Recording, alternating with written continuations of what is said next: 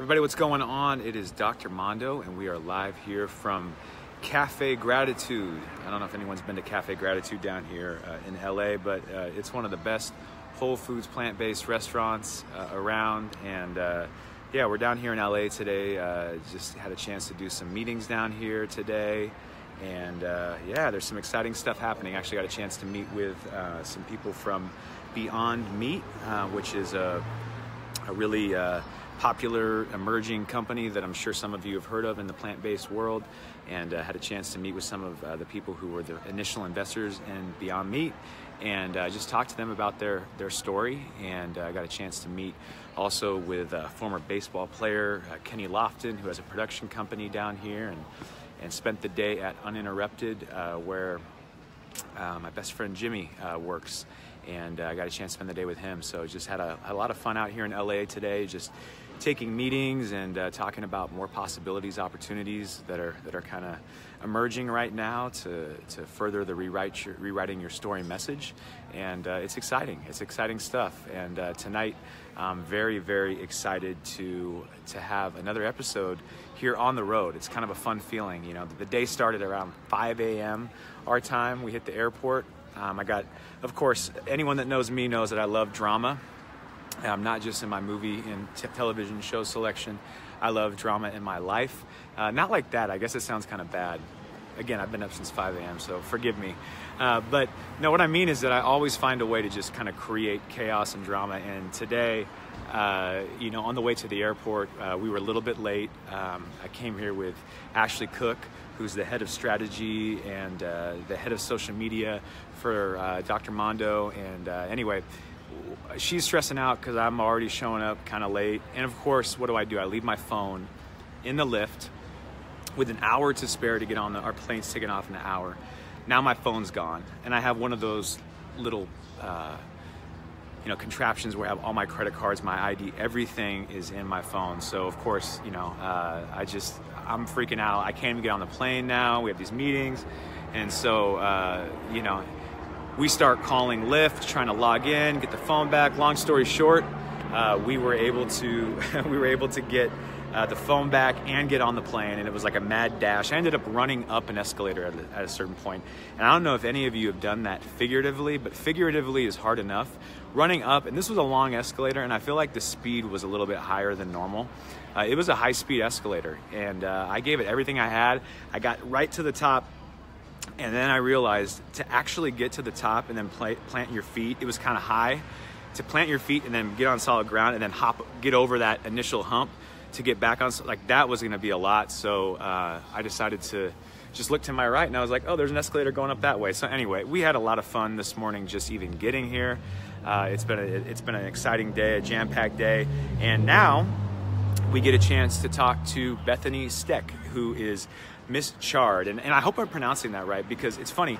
I was saying that everyone in the plant-based world, and quick disclaimer again, this show is about your transformation stories. It's about the untold stories. It's not all about plant-based, but wouldn't you know that there's a lot of amazing, amazing, amazing transformation stories of people that happen to do so with plant-based whole foods. And so as a result, it's hard not to bring these people on and have them come tell their stories. So Bethany is one of those people who changed her life, and she changed it with Chard, she changed it with green, she changed it with the whole foods plant-based diet.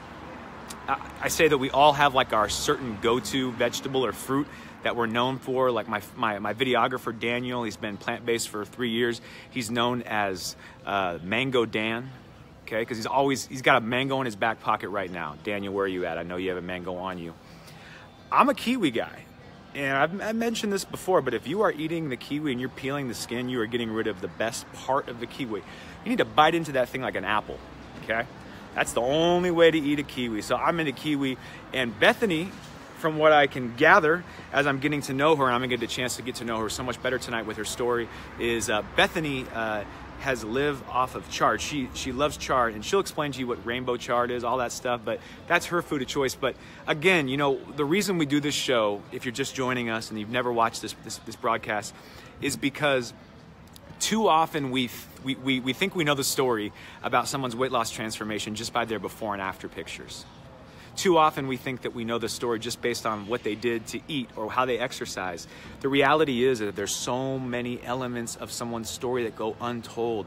We don't create space like this channel right here, this weekly broadcast, to talk about the emotional side of your journey and your transformation. We don't talk about depression. We don't talk about anxiety. We don't talk about emotional eating. At least we don't talk about it enough. And so that's what my mission really is here, is to create a space where we can dialogue. And what I want you guys to do is, some of you out there right now have not made it to the gym in weeks. I don't care about that. Some of you have not made a healthy choice in months. I don't care about that. And I do care. I want you to make healthy choices. I want you to get back to the gym. But what I really mean by that is that I don't care what you did or didn't do today or what you didn't do yesterday, because I understand what it's like to be hopeless. I've been there myself. Bethany gets it. This broadcast is meant to have something to speak to your life in a way that inspires and encourages you. This broadcast is a way for us to reach someone who right now feels hopeless and feels like there's no point in even trying to transform their health. And Bethany and I are speaking to you, not down to you, but we're speaking to you with we language, because we have been there before. And tonight, we're going to hear Bethany's story, and you're going to hear it in a way that maybe you've never heard it before. Even if you know Bethany, even if you're a fan of her blog and her online program, you're going to hear her story in a really intimate, amazing way. And I'm so happy. I hope you're inspired by this stuff. And I hope right now, because I see some people waving, and thank you guys for waving on here. I see everyone, Lisa, Ann, Bethany. I see all you guys, Jimmy. I see everyone waving here. And do me a favor, share this broadcast if you can right now. Give it a like, give it a love, give it a wow, but share this broadcast, because we need eyeballs to see this right now. We need to get this viewership up to the highest amount that we can, because let me tell you, just from being down here, this message resonates with people. But everyone's first question in this world here in LA is reach. I want to show people that this message resonates, but in order to do that, we have to get some reach. So help me out with that reach. Share it and tell people why you're sharing this broadcast, about why you believe that this journey with our weight, this journey with our bodies, this journey with our health is about more than just calories in, calories out, as so many people say, that there's really more to this story than meets the eye. There's an emotional attachment to food. There's an emotional component that comes into our relationship to food. And there's an emotional component about how we talk about ourselves, the stories we tell about ourselves based on our health, living in this weight-shaming society. I can go on and on, but I'm not going to preach too much, because I'm going to now try to go grab Bethany, and I'm going to bring her on camera. She doesn't know this, but I found Bethany about a week after being in Lenexa. I don't know how many times you guys have been in Lenexa, Kansas. Chances are maybe you haven't. But what's the irony that I'm able to see her at that point? So let me see if I can rotate my screen this way. You're still up there. Rotate. Okay. It wants me to do this.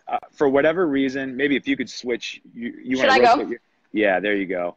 Yeah, I think I screwed that one up. I'm so used to doing like That's okay. this style recently. So now you're just going to be a spot on my head. I think I could use that. That's all right. There, right in the middle of my head, right in the middle. How are you doing, Bethany? I am so good. And can I tell you, I just love everything that you shared already so far in this broadcast. And I am like just resonating so much with it. And I'm just so excited to share this space. And thank you for inviting me. And thank you for creating this space. Because like you said, it's so important to talk about this stuff that not a lot of people are talking about. So I'm so glad to be here. Thanks so much.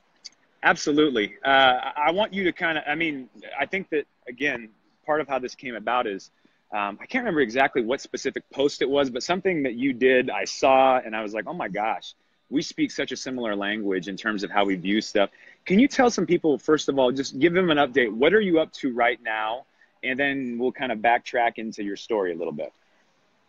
Yeah, what I'm up to right now, I'm up to a lot of stuff. I was just in one of my, I'm in a group coaching program for business with a lot of entrepreneurs, and talking about what all I have planned coming up. Right now, really, my life is living and breathing this lifestyle myself so that I can support others in this journey.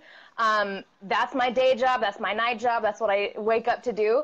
And I have a membership site. I have a weekly live show. I'm working on my book, cookbook, Love it. subscription box, like all kinds of good stuff coming. I'm sure we'll talk about that during the broadcast, but Yeah. And when you say this lifestyle, what is the lifestyle that you're living right now as you drink? I mean, part of your lifestyle is that juice that you're drinking right there too, right? yeah, I'll talk about this. So Or that my tea. I'm not sure lifestyle, what that is. Yeah. tea, yes. The base of my lifestyle is whole food, plant-based, and in turn, vegan as well.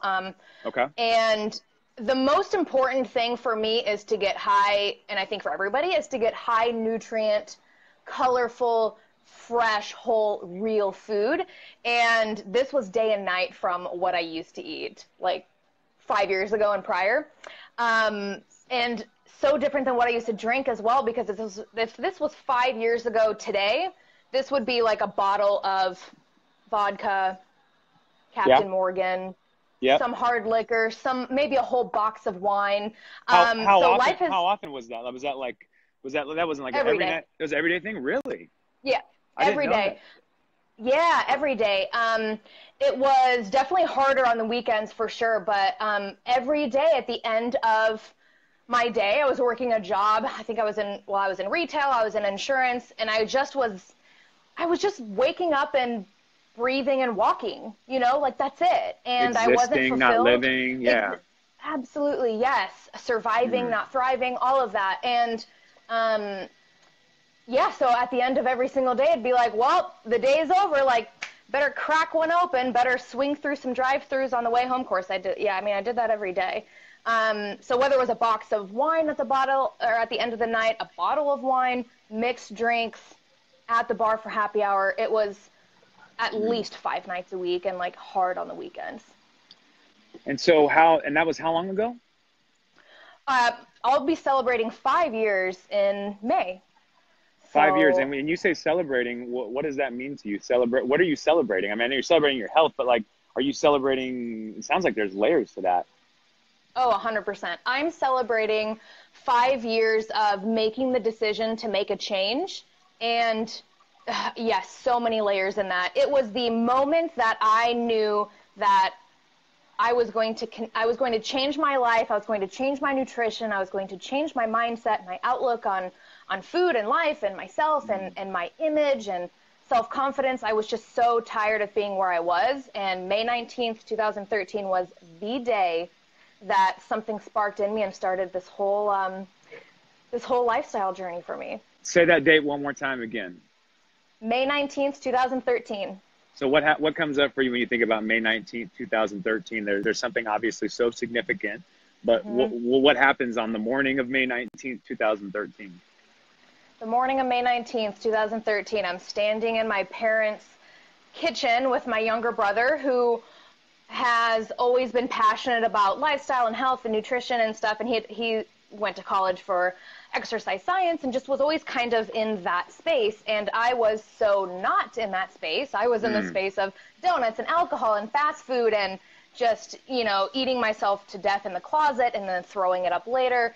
And so he kind of knew that I was up and down. I was obviously overweight, obese, morbidly obese for pretty much in my entire life, the whole time that he knew me, like as my younger sibling. And he would occasionally check in with me and be like, how are things going? How are things going? And this day when he asked me, how is your lifestyle and nutrition going? I was like, something in me sparked. And I started talking and I started saying like all of these great things that I had done in the past. Like 2 months ago, I went to the gym, right? But I told him like, oh, I got a gym membership. Like things are going really well. Like I have a membership, but like I never went. Or yeah, I'm really focusing on moving more when maybe I just got off the couch once for a walk like 3 months ago.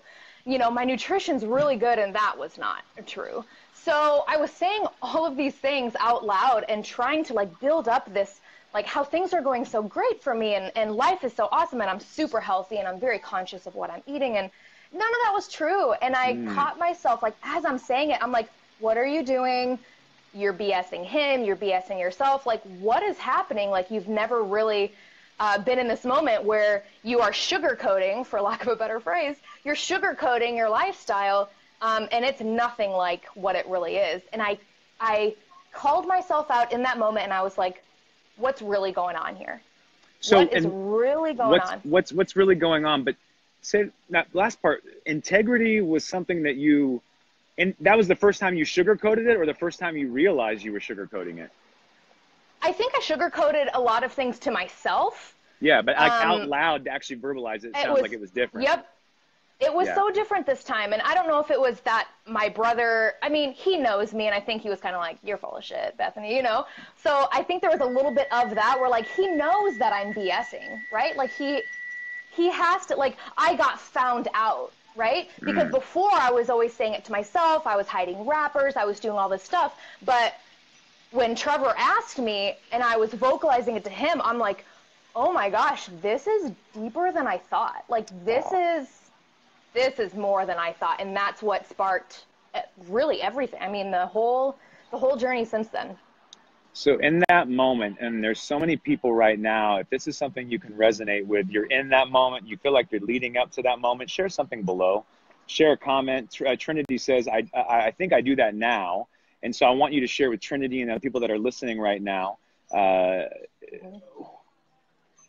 I guess, was it something that did you think your way into the next move of change, or did something just take over? Was it like, how do you make sense of what happens next? You realize, I just sugarcoated it out loud. I just realized that I'm buying all the crap that I'm selling, and you realized it, but then you changed. And I'm really curious about kind of what happens between, that realization and that change process.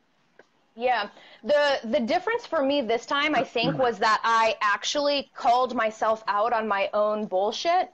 And I don't say this in a mean way, because there's a difference between I know what you're saying, though. Yeah.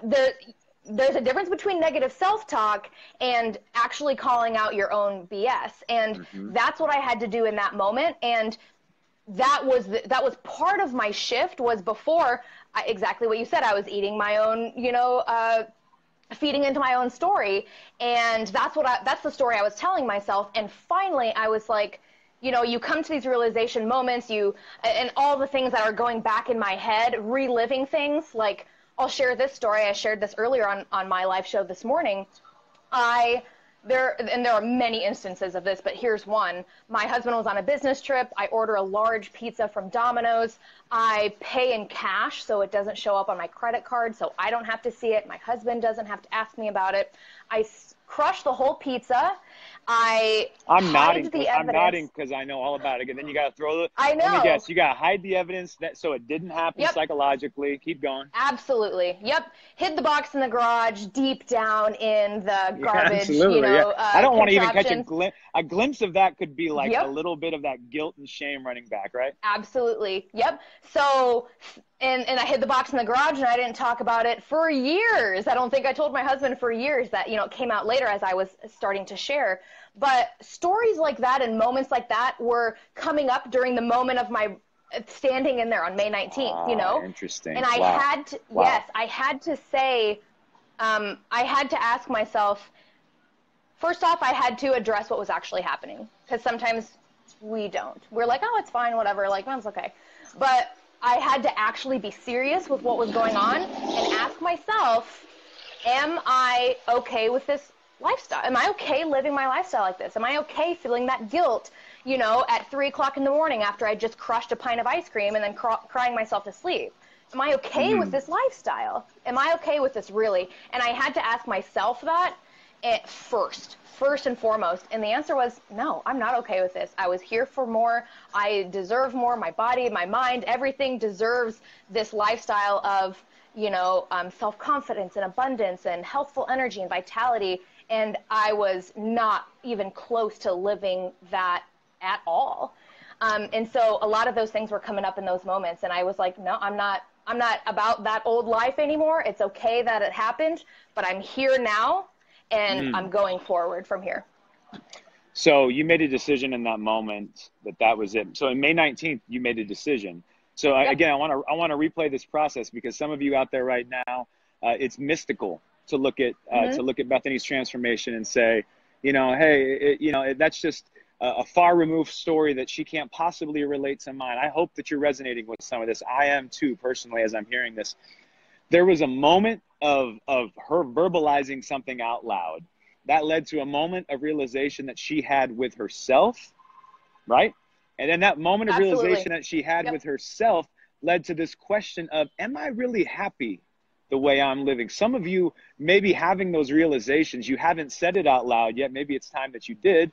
And in order to really get to that next point of actually analyzing, am I really okay with where I'm at? Was that like a rush of panic and shame that you felt like, no, I'm not okay, and I'm a horrible person, and I'm the worst, and oh, it'll never, or was there some bit of optimism in that?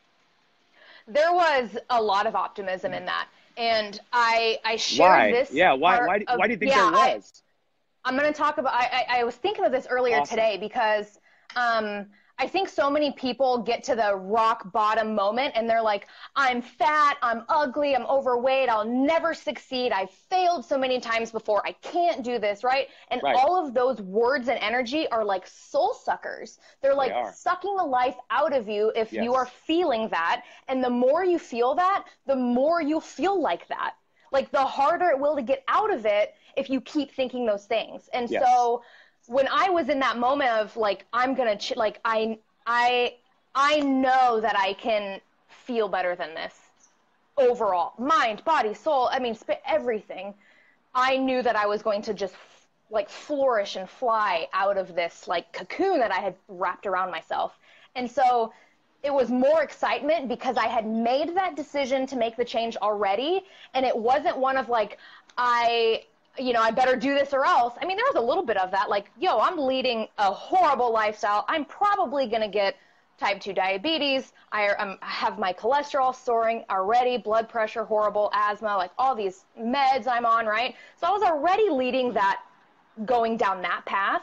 Yeah. But it was more so like, I'm not going to have to deal with that stuff anymore. And I'm going to enjoy this journey, and I don't know what it looks like, and I'm scared shitless. I don't even know what to do, but I'm doing it. So holding that tension though, was that hard to hold the tension? Because people, I think we often want to be in one box or the other, Bethany, in the sense of like, we either want to be scared shitless and not do anything, but we don't want to be scared shitless and hopeful and excited. Like that, those are two conflicting realities. How did you hold the tension of those two realities at once? You know, I think there's a lot to be said about balance and, yin and yang and ebb and flow and like all that. Like it's not going to be all beautiful flowers, unicorns everywhere. Like you're going to struggle. Like I still struggle. We're human. And I think that if we recognize that we are human and we have to give ourselves grace and forgiveness for the past, for, our current moment, for knowing that this lifestyle is a journey. I think that if we realize that, a lot of that pressure comes off because a lot of us are living, I'm sure if you can relate, like, please give me hearts, high fives, please, or whatever. Give it to her. Let her know. I'm giving her hearts and high fives. Yeah, right? Oh, shit, I lost my train of thought. A lot of us are living in this, we're living in this past, and I don't even want to say past. We're living in this, like, this society-driven world where it's like people are on magazines, there's fad diets flying all over the place, you should do this, you should look like this, you should do it this way, and so there's a lot of confusion in the how do I do this and what do I do part of it, but that comes later. You have to decide that you are like ready to make this change, meet yourself where you currently are right now, like I'll help you you'll help people figure out. Yep. I'll help you. There are tons of resources out there to help you figure out this. Mm-hmm. The beginning part is you have to meet yourself where you are and know at least a few parts of where you want to go. And digging deep below just weight loss is so key. Weight loss is a side effect. Like weight loss is a side effect. Yeah, and let's jump a little bit into that. So again, guys, I wanted to spend extra time with and I always tell people, this is not a therapy session, but these are probably questions that I would love to ask in therapy in a sense of, or not even therapy, just in deep conversation. I think it's important questions. And what I really find fascinating is change. And I think, so many of us want to know what can I do to change, or how did you change? And so I really think it's important. And if you just tuned in, go rewatch this when we post the link, because what you just heard was a breakdown of May 19th, right? 2013. And that was the day that life changed. And it came from asking those tough questions. And I don't want to miss a point in there before I transition, which is you said something really key, and I believe it too. And God, it's hard to discern this, but you can't, you have to call yourself out on your own BS, right? And when you say that, what I say, what I think about that, and you tell me if this is what you meant, but people who, we are really good at justifying our bad behaviors and habits. I think, Dr. Greger talks about that, right? And there's, especially with nutrition, like name something you like. Jolly Ranchers, I'm sure someone did a study that said Jolly Ranchers are not linked with negative health effects. Bacon is just fine to eat. But we have to know, when are we being honest with ourselves and when are we just straight lying to ourselves because we want to justify our bad behaviors? And really what I hear you saying too is it's not about being shameful and critical about the tone that we take, right? Sometimes someone could say something to us, we'll say, wow, that tone was sharp. It's not about having a sharp tone with yourself. It's about actually having a tone of like compassion, but some seriousness, some realness, and like going, are you really living out what you're saying to your brother right now? Or are you just kind of saying what you think is good, what you want to believe? What's the real truth? Is that what you kind of mean by that? Absolutely. I think that, and can I just share some inspo from my tea? My little tea bags have little inspiration, which I think is so fitting for what I'm going to share. It says, people who love are forgiving. People who love are forgiving. And we have to forgive ourselves for all the BS that we put ourselves through to get to this point. We can't live in fear and judgment and guilt on our own self, because you will spend the most time compared to anybody else in this world with yourself. And if you are carrying around hate and resentment and, negative self-talk about yourself, it's going to hold you back in your journey. You have to forgive, you have to love, you have to give yourself grace, and in order to really meet yourself where you currently are right now, and then the moving forward part that comes after, right? Like that comes after. And to add to your point about I'm just going to talk a little bit about moderation and the excuses that we give ourselves, especially for nutrition. This idea of moderation, like, oh, you hear, like, right? Everything in moderation. Everything in moderation. So let me ask you, let me ask the viewers, or just make the point that what is moderation? What's that amount, right? Is it 1 Snickers bar an hour instead of 40? Because that's moderation. But then you look at 1 Snickers bar an hour, is that healthy? Like, no one's going to agree that that's healthy, right? So you're saying it's a slippery slope, Well, I'm saying that not necessarily that it's a slippery slope, but if we're calling something moderation, it's probably a justification for our poor nutrition. Do you see what I'm saying? So that's a good indicator to like backtrack, reverse engineer. What are you saying is good in moderation? And that leads you to maybe what you're justifying and some things that you need to honestly ask yourself. Just have the honest question. Got it. Yeah, that's good. And I think, because we don't use moderation for healthy things. I don't say like, Mondo, make sure you moderately eat broccoli. Like, don't overdo it, right? Like, we're not saying that. We're not moderately taking a walk in nature. We're not moderately playing the piano, right? Like, we don't have to moderate healthful things and things that are good for our mind, our body, our soul, our brain. Like, we're not moderating those things. So if you're moderating something, we need to ask ourselves, is this healthy in the first place? Should I be moderately getting heart disease? Should I be moderately increasing my risk for cancer? Should I be moderately obese? Or is this something that I shouldn't be eating in the first place? And again, to your point, it's not negative shame towards ourselves. We have to be real with what we're actually doing and thinking so that we can make change. Because if we keep making excuses, you'll stay stuck and fall back into downward spiral, and it's going to be a temporary fix. Lisa says, people want good news about their bad habits. That was the quote that I think I was butchering earlier. Perfect. Yep. and that's it. That's it right there. So so with moderation and in the change process, how do you go from like you were saying, you were drinking most nights, it sounds like, a lot of binge eating and stuff like that. How do you go from that to, well, I mean, what happened next? Did you go more towards moderation, or did you go like just all of a sudden you changed things up? What was the nuts and bolts of what happened next for you? Do you mind if I rewind just a bit and kind of share what my nutrition looked like before this Absolutely. click? Please. So my nutrition was, I don't even want to, I'm going to throw up the air quotes. It wasn't nutritious at all in the slightest, like at all. I mean, we're talking like multiple visits to fast food places every single day. I would hit up McDonald's for a frappe on the way to work, and then I'd swing in and get a McMuffin somewhere. And then on lunch, I'd go to one, maybe two places. And then on the way home, I'd probably stop somewhere, convenience store, fast food. And then I'd throw all the stuff in gas station bathroom, trash cans. And then when I got home, I'd be like, oh, Zane, I'm so hungry. Take me out to eat. And then we'd go and crush like Chili's or like Red Robin or burgers, like, some steakhouse or something. And it was this constant, food ruled my life. My food addiction and my emotional eating and the poor quality of things I was putting in my mouth was just horrendous. It was just all day, every day. I was always thinking about the next meal. I was always thinking about how I could sneak away another cookie from the break room without anybody noticing. I would shove food into my pockets and under my cardigans and clothes and go into another room by myself and eat them so no one saw me. I would do this at holiday events at my grandma's house. I would do this at work, like all the time. I'm hiding stuff everywhere. And when I was young too, I did this. I was hiding peanut butter M&Ms in my pillowcase as a 6-year-old, like 6, 7, 8-year-old.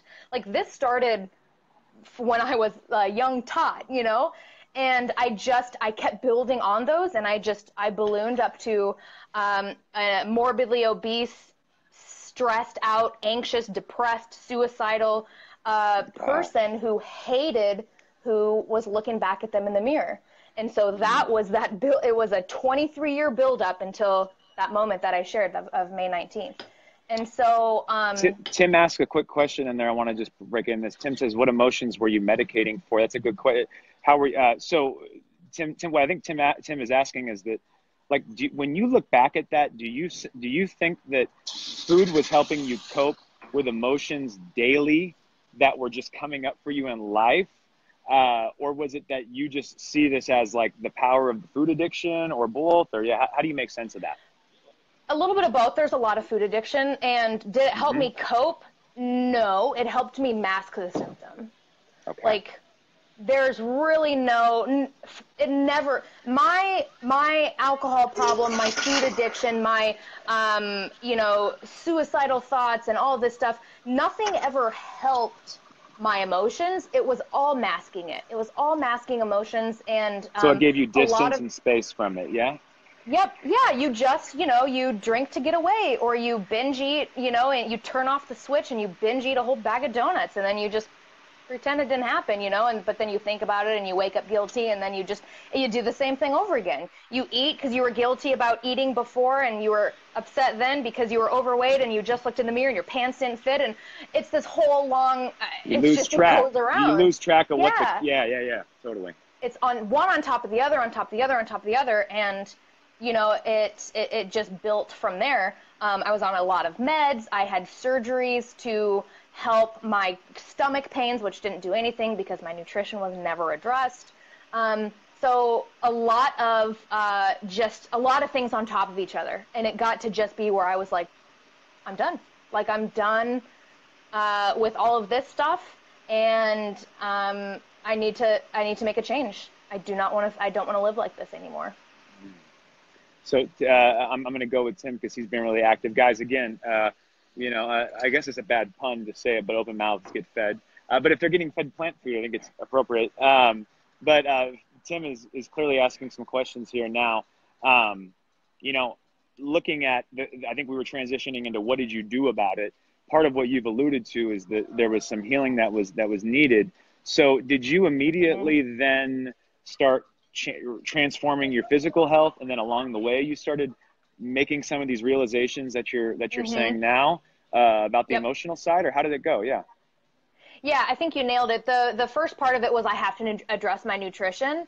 I knew I was ready. I knew I was willing. I knew I was open to receive what was going to come. Again, I didn't know what that looked like, or I didn't even know the whole food plant-based lifestyle existed at this point. I mean, I grew up on a pig farm. I never thought I was going to be vegan, right? Wow. So yeah. So at first it was like, I don't know what I'm doing, but I'm going to do what I guess is the obvious type of, diet and healthy eating mentality. So I cut the refined sugar, cut the alcohol and fast food out, and I increased my fruits and vegetables. That was the change I made at first.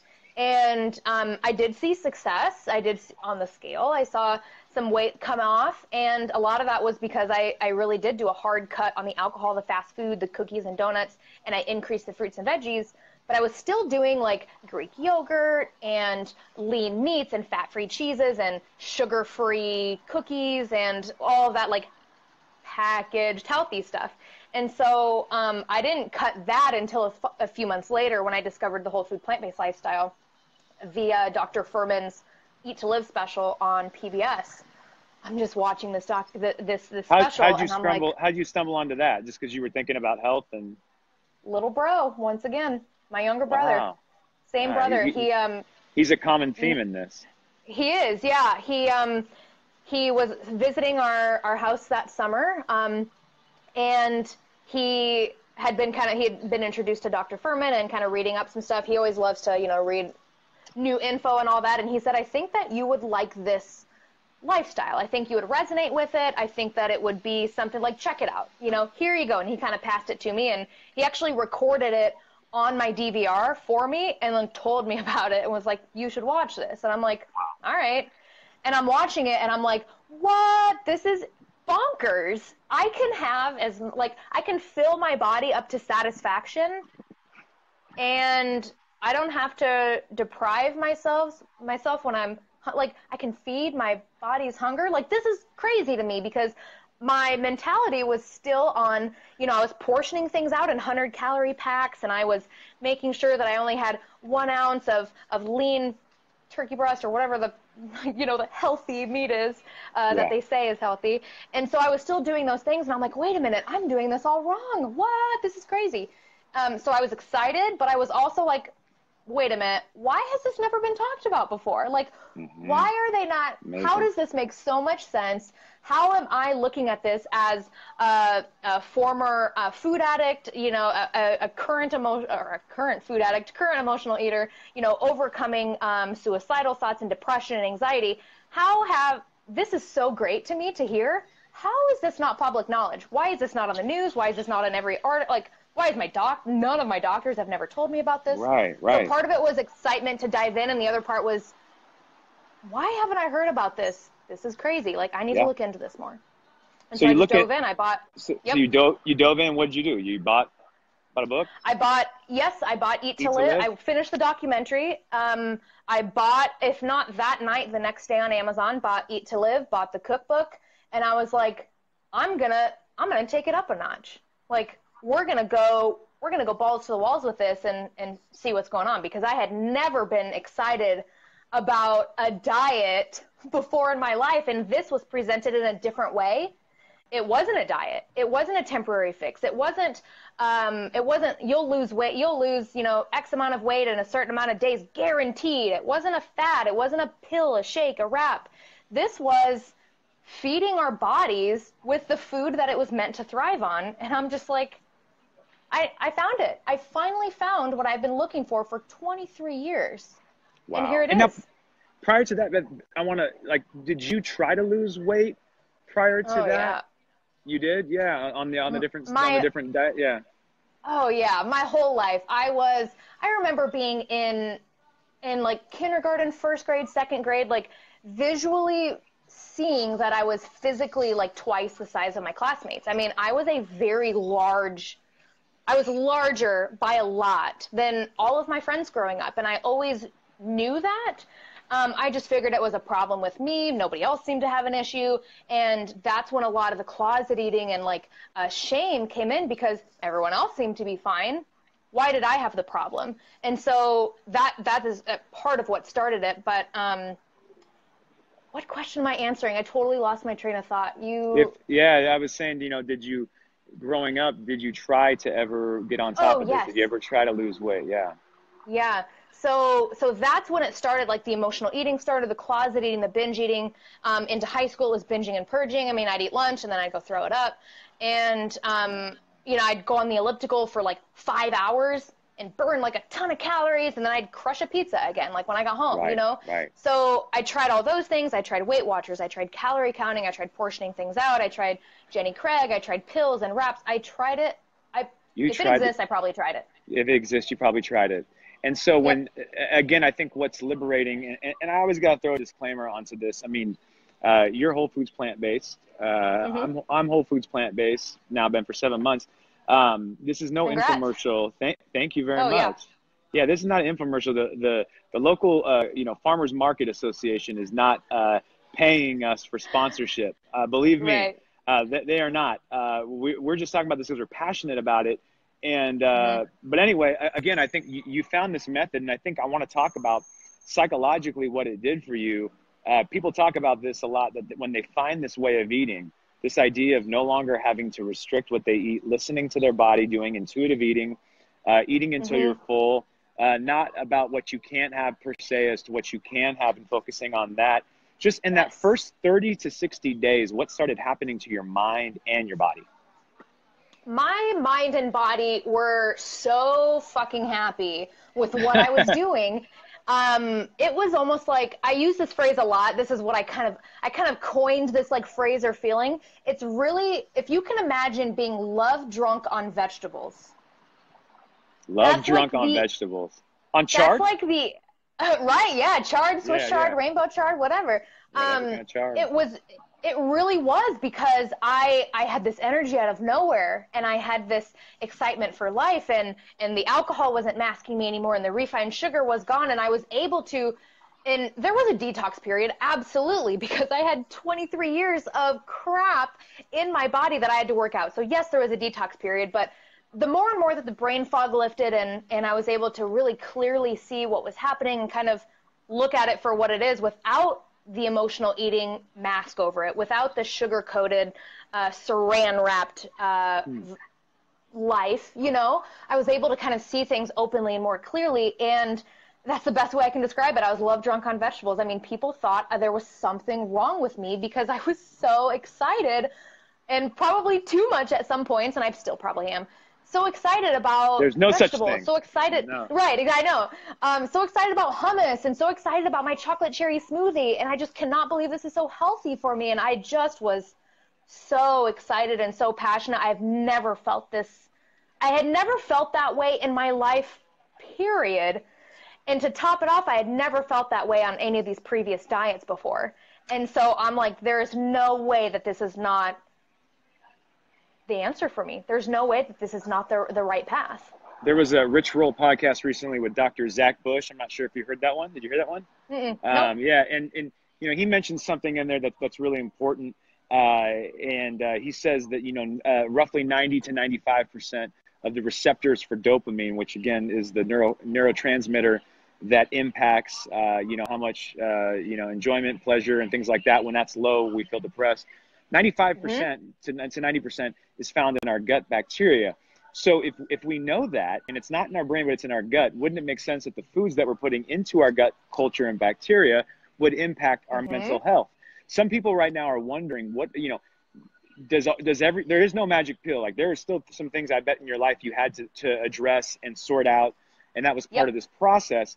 But I think what's important that you're noting is just the food in it of itself has the ability to give you an initial boost. It's almost like an antidepressant of sorts in terms of what it does, and not of sorts, because we know, again, the receptors for dopamine and for serotonin, those things are found in your gut. So if they're found in your gut and the food you're putting in your gut is better for you, no wonder you're getting jacked psychologically. No wonder you're a dope fiend when it comes to eating these really nutritious foods, because they're fueling those neurotransmitters in your body.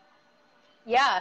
And on the opposite end of that too, like the other spectrum, right? So we're eating the foods that are so great for our body and building our gut bacteria in the whole healthy foods. When you look at what refined sugar does to our brain immediately, and right, and I think it's important to note too that Dr. Doug Lisle talks about this a lot, right? Yes, Our brain, yes. our brain is designed to want the quickest form of pleasure with the least amount of pain possible all at once. And so Yes. food and sex are like bingo, number That's one it. and two. Easy, And easy. so, yeah. And then to top it off, we have the refined sugar industry sprinkling their sprinkles all over everything. And what refined sugar does to our brain is, as soon as it hits our taste buds, we're like, whoa, this is crazy. Like, oh my As gosh, this is soon as amazing. it And hits your lips, it tastes so yes. good. Yep. And your brain is like, more, eat the rest of the cookie, go get more, like crush the whole bag, do it. Like your brain is cheering you on to do that because you put it in an environment where it was getting instant pleasure with the least amount of pain at that moment. But now we know that the guilt and shame and the later pain, you know, comes way after we've crushed the whole bag of donuts, and it comes after, you know, we've just demolished all of this food, and we're like, oh my gosh, right? And so it's not a problem with you, it's a problem with the food, you know, and we have to recognize that and look at what we're eating too, and ask ourselves, are we feeding our brain with things that are detrimental to not only the brain, but the body, the gut, the overall health, everything. Refined sugar on our brain is very similar to, is it heroin or cocaine? I mean, heroin. Yeah, it's similar to heroin okay. in terms of the impact and effects that it has on your brain.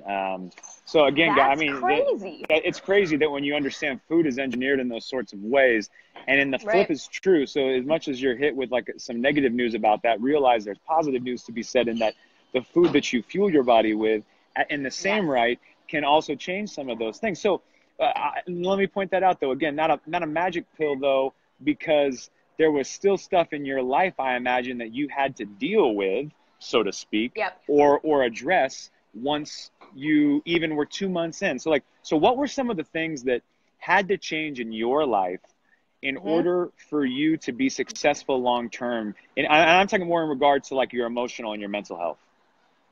Emotional and mental health, I really had to continue to dig down deep, because I won't lie, at the beginning of it, it was like, this weight loss is going to be so great. Like, I'm going to finally be, you know, because I'd always dreamed of being a thin, healthy, like average, normal, seemingly normal person. And I never got to feel that way visually, physically, with like looking at myself in the mirror. So I was really excited for that. But I quickly learned that it's more than weight loss.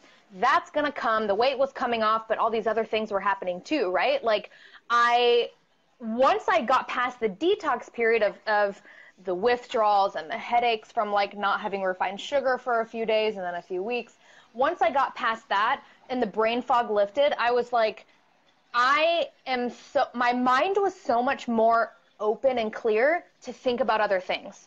And I did not know what to think about. I will be honest. I'm like, what am I going to do with all this extra time in my brain?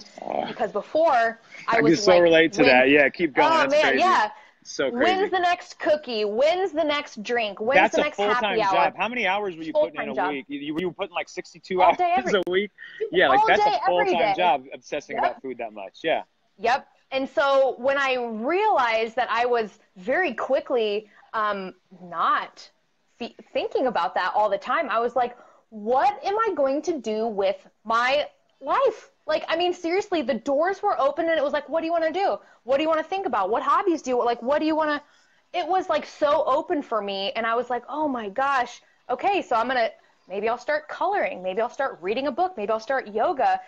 Maybe I'll start mud run obstacle courses, which I did. And I crushed 7 the year after, I made the decision to change my lifestyle. That next summer, I crushed 7 mud run obstacle courses. From crushing, by the way, I love that. I use that word all the time with food. Yeah, me too.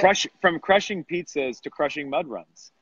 I mean, talk about rewriting your story. On May 18th, if I told you on May 18th, 2013, hey, by the way, just so you know, like you're going to start swapping those pizzas for mud runs, what would you have said?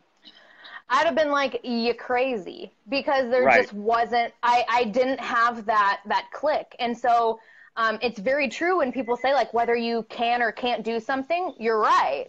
Because if you don't feel it and if you don't believe it and if you don't get there with yourself, you will probably stay stuck where you are. So I really love to talk about that beginning part of that stage of change, that meeting themselves where they are and understanding that failure does, like, I hear this all the time. I'm so scared of failure. I'm so scared. I'm so scared. I'm going to start over.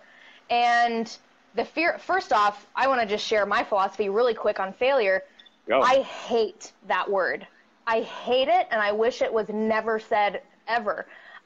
Failure, mistake, I don't like it, because in my eyes, and my philosophy is, you're going to you have a goal, right? And you're going to do one of two things. You're going to crush the goal and accomplish and be successful at whatever you set out to do, or you're going to learn and grow from it. Say that. Those are both success. Those are both success. They're both wins. They're both wins. And if we realize that, then the failures don't seem so big and scary. You know, you're more brave with trying stuff, because you know that it doesn't mean you failed. It means that you learned something, and now you know what not to do, or now you know what to change next time, or you learned X, Y, and Z. And so this idea of you know, being scared to start because you're scared of failure, I think can be wiped away, and let it out. Relax and understand that there is no fail. Like, I don't think there's failure. Yeah, you have to get back in the game. Ray Dalio, you know, I keep quoting podcast stuff. It sticks with me. But I love it. Ray Dalio said in Tim Ferriss's podcast last year, he said, you know, this thing that he talks about in his book, Principles, and he says, pain plus reflection equals growth. And so he said, you know, I crave pain. He said, I remember my pain more than I remember my wins, so to speak, because my pain in that reflection period that I had after the pain is what led to growth. It's not that I didn't feel the pain. It's not that I was, you know, like numbing the pain. I felt the pain, but I reflected on the pain. And so how many of us right now, how many people right now are listening who are saying, I've failed? And how many of us need to swap that language out of failed in our weight loss journey? I put the weight back on. I failed. I made a mistake this weekend. You know, I think honestly, is that language is what keeps us down. I'm so with you on that. And that the minute we reframe that from, okay, this sucks, I don't like how I feel, and as a result, what can I do differently? When did I like how I felt? Oh, I was doing this. How do I get back to that? What does that look like? You know, that's sort of a mindset, like you said, of wiping failure off the options in terms of the box that we click for ourselves, that can make such a huge and profound difference. I know that it's amazing, because now there's going to be a part 2, everyone. Because I know this hour is like flying by. Like, well, don't worry. Let's do it. Let's do part 2. Yeah, we're definitely gonna reach out and get a part 2. And a lot of what I've done tonight in our interview, just to let viewers know, I could have blown through this whole thing, but I think for me, what it's about is it's spending time with you, because you are so reflective and you are so open, and you really just, the language you use for sharing your story, I resonate with so much. I don't want to rush anything. I just want to like sip it and just slowly talk about change. Marinate on it and go like, because I know we could spend a whole hour on, you know, all week long. We could just continue to make this go, you know, and we will. And that's why we'll do follow-ups to this and stuff like that. But I think this part 1 has really been about change, and, you know, this thing of, you know, where were you stuck at? People have been asking how much, you know, how much weight did you lose, or how many sizes did you lose? Again, I think that's important only to point out to people that you may have been in their shoes at one point, right? You're not currently, but you may have been at some point. So yeah, do you know those numbers? Like how much weight you lost, how much clothes sizes? Yeah, absolutely. So I was at my peak on this, like the day I made the decision, I probably weighed myself maybe a couple of days later when I got home. Yeah. But I started my journey at 233, and I know I was heavier than that at one point. I wouldn't be surprised if I peaked 250, but I didn't step on the scale for years. So from that 233, I've lost over 80 pounds. My husband, sitting in the other room, also lost over 80 pounds. Let's talk about that on part 2. Wow. That has to be a part 2. Come on. Yeah, maybe we could bring him on for part 3. Let's take maybe out. Can we bring him on? Yeah, absolutely. Because you guys were together before all that happened, right? Yes, we started dating. We were both overweight when we met, and we just got bigger together, and then we shrunk together too. So yeah, that definitely is worked in here as well. And I want to touch on what you said about how, you know, the reflection is a huge part of it. And it so is. I hear so many people share with me now because I'm so public and so open with my story. I don't sugarcoat anything anymore. I call it like it is. I'm very open. And I hear a lot of people say, like, you're so brave for sharing your story. You're so brave. And I don't see that, because this is easy. This lifestyle, living this out, figuring out the hows, continuing to live this is the easy part. The hardest part of all of it was staying stuck where I was. The hardest part was living every single day and waking up just not wanting to, just walking around breathing. And, you know, sometimes, like, when people are depressed and they're in that hole, I know I've been there myself. Sometimes that hole can consume you and you don't realize there is something better, right? Sometimes, we get attracted to what's familiar, and what's comfortable sometimes is what's familiar. It's not what's best. So some of us right now are living what we think is a comfortable, familiar existence. It doesn't mean it's what's best.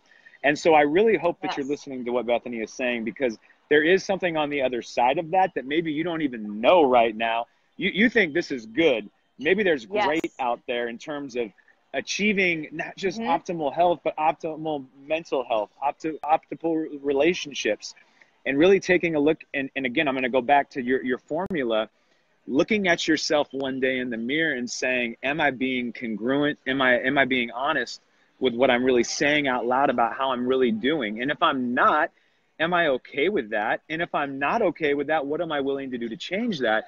And let me meet myself where I'm at today in that change process, and not see it, I'm trying to tie them all together, and not see it as a failure, but see it as an opportunity for growth. Because you had to have May 18th, you had to have May 17th, you had to have every day prior to that, you had to have every crushed pizza, you had to have every crushed bottle of vodka in order to lead to May 18th, 2013. So many of you right now are thinking you're May 18th, 2013, and now I'm probably switching dates up, but I think it's the right date. It's close to it. That your date is so far out. You're in the midst of what you consider to be failure. I really hope one of the nuggets that you take from tonight is an opportunity to reflect with compassion at your story and say, am I okay with where I'm at? And if not, meet yourself in that place. And, again, I'm going to plug it because she's not going to do a shameless. We both have online programs. Go do her online program. Go do my online program. Go do anyone's online program. Go to a local gym. The point of all of this, and what I've found, is that we give up our time to help you guys, because this stuff is such a passion project for us, because we've lived it. And you know what? We get something out of. Don't you get something out of sharing your story every time? Oh my gosh.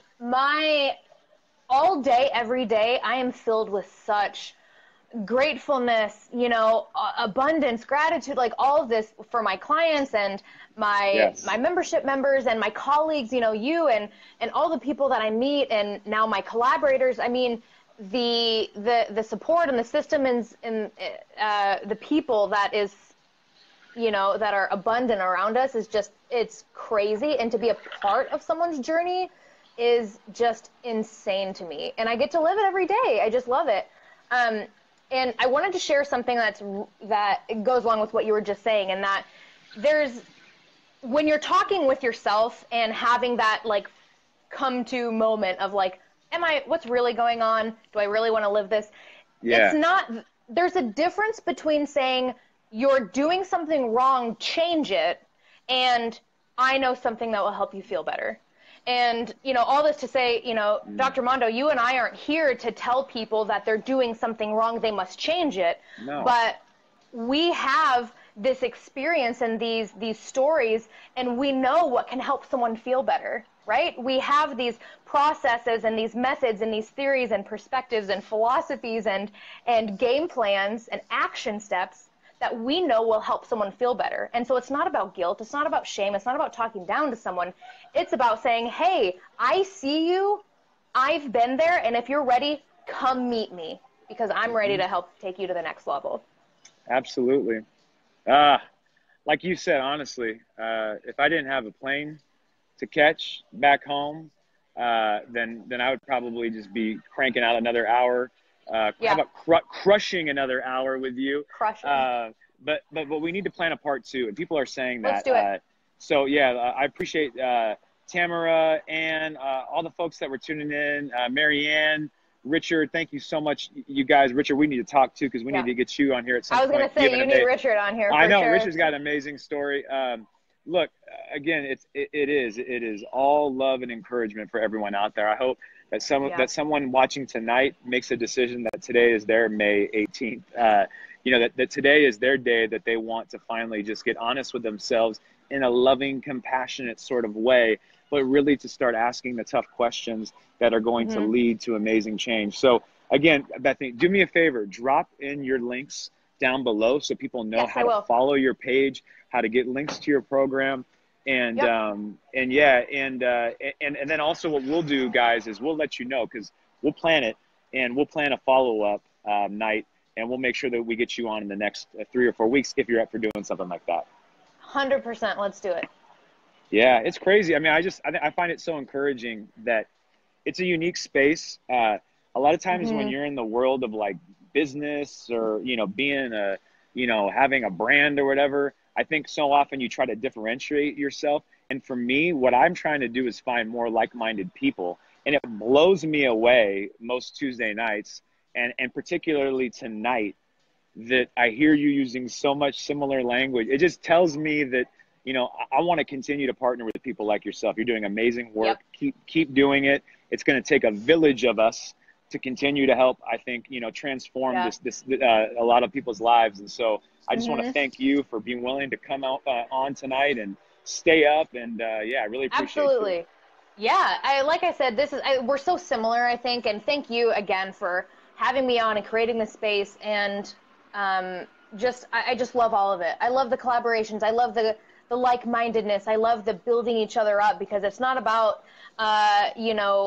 what's right or wrong or selling you something or anything. I mean, it is truly like we're up at 10 p.m., like hanging out with people, helping them get out of that murk and muck that we have felt, and so I totally feel you. And I'm just so thankful to be here tonight with you. And again, for part 2, 3, 4, 5, and 6, let's do it. We're going to do them all. We need to do them all. Sounds good. Yeah, Bethany, you have an awesome night, and I'll talk to you soon. Guys, I'm gonna sign off here. Talk about staying up. She's staying up. It's 10 o'clock at night. I'm here in this parking lot here. It's funny you say grateful. Someone just said grateful. What are you grateful for? That's the question. I don't know if you guys can see that. I'm standing here at Cafe Gratitude in Los Angeles, and we're getting ready to catch a flight and head back home. And I have the privilege of getting a chance to go see a bunch of amazing clients tomorrow. And I also get the privilege of seeing my amazing, beautiful wife who just logged in. Hi, baby. I miss you. And our kids, I get a privilege of seeing them tonight when I come back home, and doing that tomorrow. And I get a privilege of seeing you guys next Tuesday night. So I'm looking forward to that. Next Tuesday, we have someone whose story is going to blow you away. I'm not going to even tell you who she is. I'm just going to tell you that there is over 30,000 people on Instagram that are obsessed with this woman's transformation. You're going to be obsessed too, because, I interviewed her, and she said, look, I just started this Instagram, and I started posting pictures of what I ate and of just my body. And that's all she did. And she got 30,000 followers of people following her. She never had ambitions to do anything with that, but it turned into this opportunity for her to tell her story and inspire other women, other men on their health journey. And so we're going to have her on next week. You'll get a chance to meet her. I'll reveal who that is in the promo that we have dropping later next week. And again, you guys have a great week. If you have any questions remaining for us, leave them in the comments below. We'll get back to them. But you guys have a great night, and we'll see you next week.